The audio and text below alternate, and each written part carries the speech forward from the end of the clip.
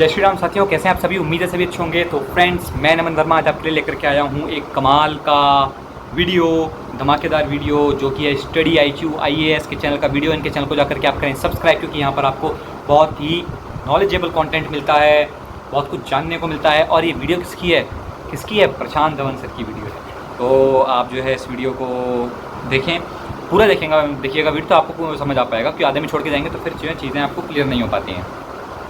तो आज का जो वीडियो है उसका टाइटल है Israel insane plan to attack Iran. तो अब ये जियो पॉलिटिक्स में क्या भूचाल आया है कि इजराइल जो है कि कोई प्लान कर रहा है ईरान पे अटैक करने का। तो देखते हैं कि क्या है ये, क्योंकि पूरी दुनिया में पता नहीं क्या क्या चल रहा है आज के टाइम पे। भारत के पंगे पता ही है आपको, इधर उधर अपने पड़ोसी काफ़ी हैं हमारे लिए। तो जो है कि अपने पड़ोसी और अपने घर के दुश्मन भी बहुत हैं, ठीक है हमारे। तो बाकी पूरी दुनिया में भूचाल मचा हुआ। चाहिए देखते हैं क्या वीडियो है। इनके चैनल को सब्सक्राइब करें, साथ में मेरे चैनल को सब्सक्राइब करें, बेल आइकन प्रेस करें अगर आप ऐसी और रिएक्शन वीडियोस चाहते हैं। तो बिना देरी करें हम स्टार्ट करते हैं। Let's get started. नमस्कार and I welcome you all to Study IQ। मैं हूं प्रशांत धवन। नाउ आप में से कई लोगों के माइंड में एक बहुत ही बड़ा सवाल ये होगा कि हमास के चीफ को मरे हुए अब 2 हफ्तों से ऊपर हो चुके हैं। तब से लेकर अब तक दुनिया वेट कर रही है कि ईरान कब रिस्पॉन्ड करेगा। क्या ईरान कुछ करने भी वाला है या नहीं करने वाला। कुछ लोग तो मान के बैठे हैं कि ईरान अब कुछ नहीं करेगा, ईरान डर गया है। मगर मैं यहाँ पे आपको एक बात बता दूं, एयर इंडिया की जो बहुत सारी फ्लाइट्स है ना टू इजराइल, ये पहले सिर्फ 1 हफ्ते तक सस्पेंड की गई थी। अभी एयर इंडिया ने जो भी अपनी इजराइल को, तेल अवीव को जो भी इनकी फ्लाइट जाती है, ये 27 अक्टूबर तक ये सस्पेंड कर रखी है, क्योंकि डर जो है वॉर का ये बना हुआ है। देखिए, हम लोग जो भी कहें, मगर जो एयरलाइंस है, बड़ी कंपनी है, वो लोग मान के चलती हैं कि सेफ्टी इज मोस्ट इंपॉर्टेंट। अक्टूबर के अंत तक एक बड़ी वॉर का खतरा बना हुआ है। तो ना सिर्फ एयर इंडिया, दुनिया भर की जो ग्लोबल एयरलाइंस हैं वो इस रूट को बिल्कुल अवॉइड कर रही हैं। यहाँ पे कोई भी अपना कमर्शियल प्लेन उड़ाना नहीं चाहता, क्योंकि इस वक्त देखो, ईरान क्लियरली दुनिया को बता नहीं रहा कि ये कब अटैक करेगा, इजराइल को अटैक इनका कैसे होगा। बट इजराइल में इस बात का डर ये है कि नेतन्याहू आज भी बंकर में है। जी हाँ, नेतन्याहू अभी तक सरफेस पे आए नहीं है, इन्हें छुपा के रखा हुआ है इजराइल की लीडरशिप के साथ। और दूसरी तरफ हम ये देख रहे हैं कि रशिया लगातार हथियार भेज रहा है ईरान को। जी हाँ, पेंटागन ने हाल ही में इजराइल का ये लगातार गहरा होता जा रहा है। हमने कई रिपोर्ट्स देखी हैं कि रशिया के जो मेगा ट्रांसपोर्ट एयरक्राफ्ट हैं, ये लगातार ईरान में आ रहे हैं।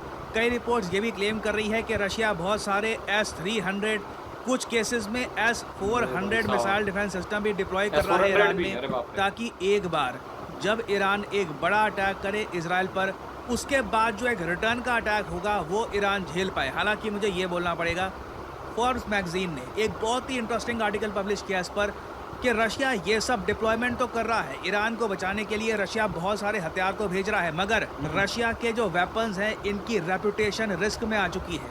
क्योंकि जब इजराइल अटैक करेगा और रशिया के S-400, S-300 ये बिल्कुल फेल हो जाएंगे, अगर हम मान के चल रहे हैं, रशिया के लिए बहुत ही बड़ी एम्बैरेसमेंट होगी। फिर दूसरी तरफ हम ये भी देख रहे हैं कि ईरान चाइना की भी हेल्प मांग रहा है कि जो भी चाइना की सैटेलाइट्स हैं, जो भी चाइना के पास डेटा है, ये चाइना रेगुलर बेसिस पर ईरान को प्रोवाइड करता रहे, ताकि ईरान को पता लगे कि कहाँ से इन पर कौन अटैक करेगा। तो अभी के लिए समीकरण कुछ हद तक ऐसे बन गए हैं। एक तरफ पश्चिमी देश जहाँ पे US, इजराइल, UK, फ्रांस, ये सब आपको मिलेंगे।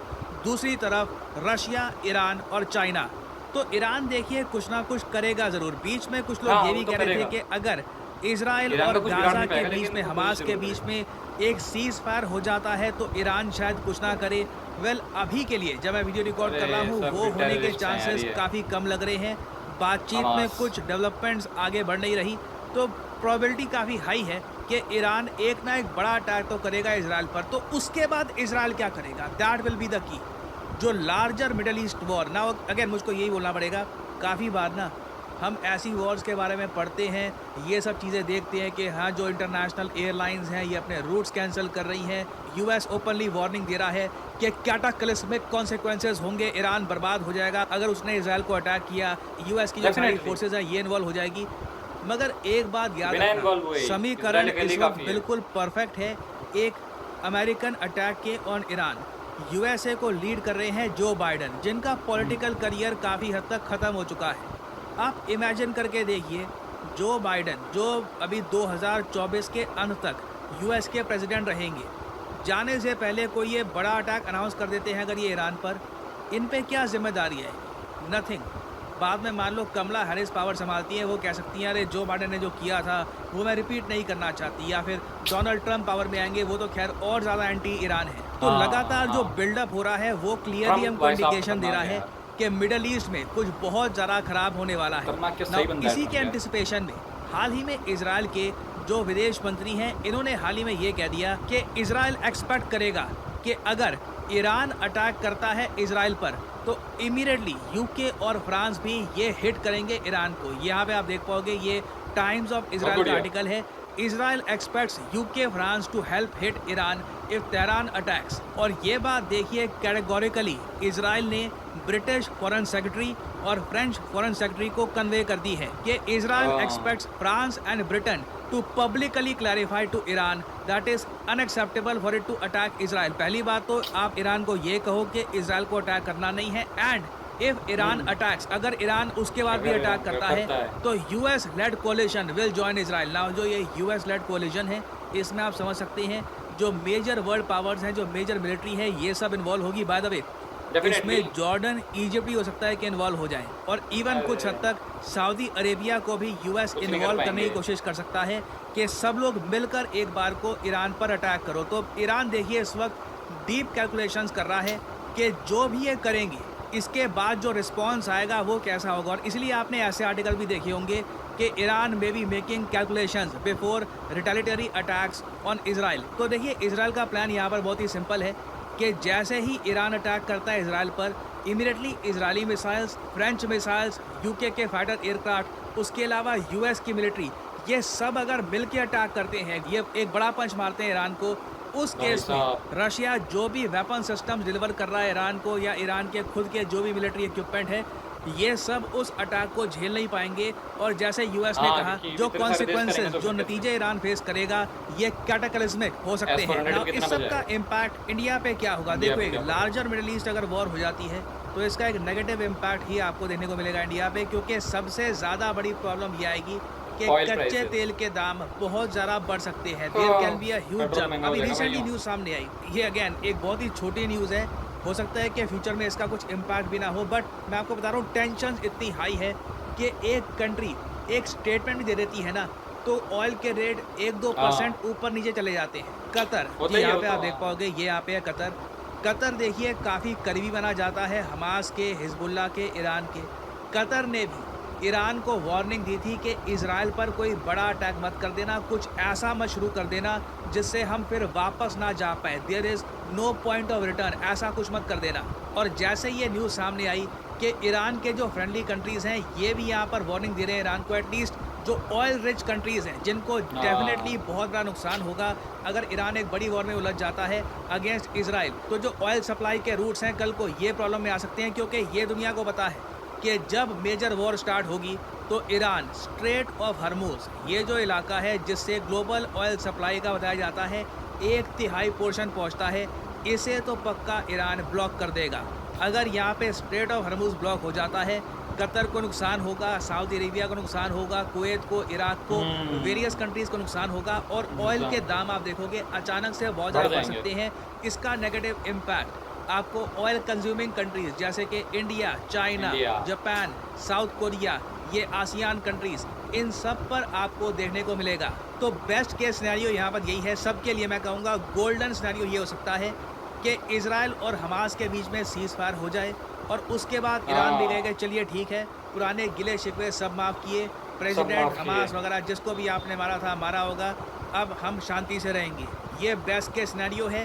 Worst case scenario of course ये है कि ईरान की मिलिट्री ये सोचे कि अब जो होगा देखा जाएगा, एक बड़ा अटैक, एक ह्यूमंगस अटैक इजराइल पे कर दो, और उसके बाद देखते हैं कि क्या ये रशियन वेपन से बाकी कंट्रीज़ का जो अटैक है उससे ईरान को डिफेंड कर पाएंगे या नहीं कर पाएंगे। बाकी वैसे एक मिडल सिनेरियो भी यहाँ पे है जिससे ईरान अटैक भी नहीं करेगा, और जो सिचुएशन है ये कुछ हद तक मैं कहूँगा चेंज भी हो सकती है। वो ये है कि ईरान एक न्यूक्लियर बॉम्ब का टेस्ट कर सकता है। इस पर ओह! हाल ही में बहुत सी रिपोर्ट्स पब्लिश हुई हैं कि ईरान बहुत ही जल्द न्यूक्लियर बॉम्ब डेटोनेशंस ये वापस हो सकता है टेस्ट करे। तो कोई बड़ी बात नहीं है। सडनली हम एक दिन उठे, सुबह सुबह न्यूज़ आए कि ईरान ने, जिस तरीके से हमने पोखरण में टेस्ट किए थे, ईरान ने भी अपने देश में कहीं पर अंडरग्राउंड न्यूक्लियर टेस्ट किए हैं। और उसके बाद सडनली ईरान भी कह सकता है दुनिया को कि देखिए अब बराबरी हो चुकी है। अपनी जनता को भी ये कह सकते हैं कि देखिए नाउ वी आर सिक्योर, हमारे पास न्यूक्लियर वेपन्स आ चुके हैं। अगली बार इजराइल ने अगर कुछ किया तो उस केस में तो न्यूक्लियर अटैक हो जाएगा। तो ये केस भी सामने आ सकता है आने वाले कुछ महीने। मैं आपको बता दूं, अक्टूबर एंड तक ये जो इशू है चलेगा। देखना होगा कि इवेंचुअली यहाँ पर एक क्या लार्ज स्केल वॉर होती है या फिर ईरान एक न्यूक्लियर टेस्ट करेगा दुनिया को बताने के लिए कि दुनिया के पास एक नया देश आ चुका है जिसके पास न्यूक्लियर वेपन्स हैं। और फाइनली यहाँ पे मैं हाँ। आपसे एक बहुत ही इंटरेस्टिंग सवाल पूछूंगा। सिंस ईरान हो सकता है बहुत ही जल्द न्यूक्लियर वेपन्स को टेस्ट कर ले, ये अगेन ये होना है, ये ऐसा नहीं है कि नहीं होगा, it is very much inevitable. आपको बताना है कि अभी के लिए for the How time many being, जब countries मैं in video the record world कर रहा हूँ, have आप लोग nuclear सुन रहे हैं, weapons? दुनिया में कितने देश हैं जिनके पास न्यूक्लियर वेपन्स हैं। ये है यहाँ पे आपकी ऑप्शंस, 15 देश, 7 देश, 9 देश या फिर 19 देश। कमेंट सेक्शन में करिए क्या उत्तर, आंसर याद बताओ? रखिएगा। सी है दुनिया क्या? भर में 13,000 से ऊपर न्यूक्लियर नहीं। वेपन्स हैं। तो बताइए ओवरऑल कितने देश हैं जिनके पास न्यूक्लियर वेपन्स हैं। जो लोग कमेंट सेक्शन में सही आंसर करेंगे उनकी कमेंट को मैं हार्ट दे दूंगा ताकि बाकी लोग समझ पाएं कि सही आंसर क्या है। क्या है? तो गाइस, ये थी वीडियो, कैसी लगी आपको कमेंट सेक्शन में मुझे बताएं। इस पर आपका क्या टेक है मुझे ये भी बताएं, क्योंकि आपका टेक जानना जो है अति अनिवार्य है। हाँ जी, तो ये चीज़ें हैं। बाकी इसका जो है ईरान का बोल रहे हैं कि वो अभी न्यूक्लियर टेस्ट कर रहा है, तो ये भी एक नई न्यूक्लियर पावर्ड कंट्री कुछ महीनों में हमारे सामने आ सकती है।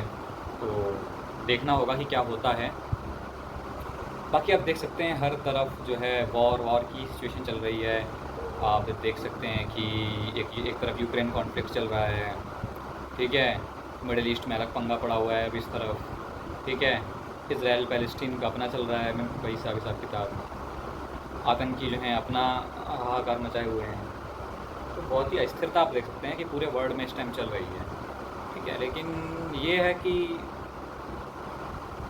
न्यूट्रलाइज़ कर रहे हैं, धीमे धीमे करके सिचुएशन संभाली जा रही है, क्योंकि एकदम से आप ऐसे नहीं कर सकते कि वर्ल्ड वॉर होने लग जाए। क्योंकि आप यूक्रेन कॉन्फ्लिक्ट चल रहा है, उसमें अगर आप पोलराइज़ कर दें पूरी तरीके से कि ये वाले देश इस तरफ, वाले देश इस तरफ, तो फिर तो वर्ल्ड वॉर को नहीं रोक सकता। तो अभी जो है हिसाब किताब, जो भी बड़े देश हैं, जैसे आप भारत देख सकते हैं, अमेरिका ले लें, आप ये यूरोपीय यूनियन ले लें, तो ये जितने भी अभी देश हैं बड़े बड़े, ये जो हैं कि एक तरीके से न्यूट्रल अपना पॉइंट ऑफ व्यू रख रहे हैं, न्यूट्रल रह रहे हैं। और वो सही भी है, क्योंकि अगर आप कहें कि एक साइड ले ले कोई देश, तो फिर तो जो है कि दिक्कत बढ़ जाएगी। तो बेटर है कि जो अभी रिस्पॉन्सिबल कंट्रीज़ हैं, बिग कंट्रीज़ हैं, वो अपनी रिस्पॉन्सिबिलिटीज़ को निभाएं और ऐसी किसी के पक्ष में ना चली जाएं। जैसे कि ये छोटी मोटी कंट्रीज़ जो हैं तुरंत जाके इस पक्ष में और उस पक्ष में खड़ी हो जाती हैं, ठीक है। तो आप देखें छोटी मोटी कंट्रीज़ जैसे कि पाकिस्तान हो गया, है ना, तो पाकिस्तान मतलब जो है कि कुछ भी छोटी मोटी घटना होती है तो टर्की के साथ खड़ा हो जाता है और सीधा बयान देता है, भाई साहब कि हम टर्की के साथ खड़े हैं। और या टर्की भी ऐसे ही करता है, हम पाकिस्तान के साथ खड़े हैं, तो सीधा बयान देते हैं, कुछ आगे पीछे का नहीं सोचते वो। मतलब बहुत ही उनके पॉलिटिक्स में, उनके पॉलिटिकल पार्टी जो भी हैं, जो भी जो है कि सत्ता को संभाल रही हो, बहुत ही जिसे कहना चाहिए सत्ता संभालने लायक नहीं है, बचकानी है बहुत।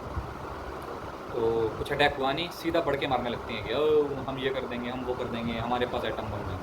बस ये करते रहते हैं लोग, तुरंत से एकदम से एक साइड ले लेते हैं ये, ठीक है। और जानते ही हैं आप, कुछ ऐसा एक पर्टिकुलर कौम के साथ हो जाए तो ये जो है कि 56 के 56 देश एक हो जाते हैं। उसमें तो कोई है नहीं कि 56 में से एक देश भी कोई अमेरिका के या भारत के साथ होगा, कि 57 जो है कि एक साइड जाएंगे, ठीक है, पाकिस्तान, टर्की वर्की ये सब इधर जाएंगे, तो ये तुरंत पोलराइज जाते हैं। और रिस्पॉन्सिबल कंट्रीज जो है, भारत हो गया, अमेरिका हो गया, यूरोपियन कंट्रीज़ हो गई, तो ये जो है ज़रा सोच समझ के काम करती हैं, ठीक है। ये ऐसे एकदम से जज्बात में बहके नहीं करते कि अरे हम बम मार देंगे, हम ये कर देंगे, वो कर देंगे। तो ये बड़ी रिस्पॉन्सिबिलिटीज़ के साथ जो है कि काम करती हैं, इसलिए आप उसका परिणाम देख रहे हैं कि भारत आज 3rd लार्जेस्ट इकॉनमी बनने की राह पर है और जल्दी बनने वाला है। और बाकी जो जज्बाती कंट्रीज़ हैं, इनका जज्बा की बत्ती बना के उन्होंने अपने आप ही अपने जज्बे की बत्ती बनाई है और उस बत्ती को, ठीक है। तो ये चीज़ें हैं। बाकी ईरान और इसराइल का है चल रहा है, तो भाई मैं तो ये कहूँगा कि इसराइल से पंगा लेना तो बेवकूफ़ी है। आप इसराइल से पंगा ले रहे हैं मतलब कुल्हाड़ी पे ना अपना पाँव मार रहे हैं बिना मतलब के, ठीक है। तो इसराइल जब 3 इस्लामिक देश एक साथ अटैक करते हैं इसराइल पे, 3 इस्लामिक देश कुछ नहीं बिगाड़ पाते हैं इसराइल का यार। इसराइल उनको उनके जज्बे की बत्ती बना के पकड़ा देता है कि ये लो भाई तुम्हारा जज्बा, 3 देश कुछ नहीं कर पाते हैं। तो ईरान क्या कर लेगा भाई? मैं वही कह रहा हूँ कि ऐसा नहीं करना चाहिए, एकदम प्यार से रहो। इसराइल आप देखें कि इतनी टेक्नोलॉजी में एडवांस कंट्री है, आप उससे कहाँ से पंगा ले रहे हैं? तो ये चीज़ें ना करें, आप ऐसी कंट्री से पंगा ना लें कि फिर आपके वजूद के लिए लाले पड़ जाएँ, ठीक है, आपका वजूद ही खतरे में आ जाए पूरा। क्योंकि आप तो इसराइल पर अटैक करेंगे तो क्या होगा? कुछ नुकसान होगा इसराइल को, पर जब इसराइल रिटेलिएट करेगा तो फिर उसमें आपको नुकसान नहीं होगा, आपका पूरा का पूरा ना वजूद ही ख़त्म हो जाएगा पृथ्वी से। तो भाई ये आप देखें कि आप कर क्या रहे हैं, ठीक है। तो आप देखा करें कि कौन सी सामने वाली कंट्री किस लेवल पे है टेक्नोलॉजी वाइज, इकोनॉमी वाइज, हर चीज़ में आप देख लें। इसराइल छोटा सा देश है पर भाई साहब अच्छे अच्छों पे भारी है वो देश। तो आप वहाँ उस देश से आप नसीहत लें, कुछ सीखें, कहाँ उससे पंगा लेने पे चले। तो ये इस पर मेरा टेक था। बाकी आप कमेंट सेक्शन में आपकी क्या राय है, आप मुझे कमेंट सेक्शन में बताना। देश दुनिया में लड़ाइयाँ जंग छिड़ी हुई हैं, क्या होगा गॉड नोस।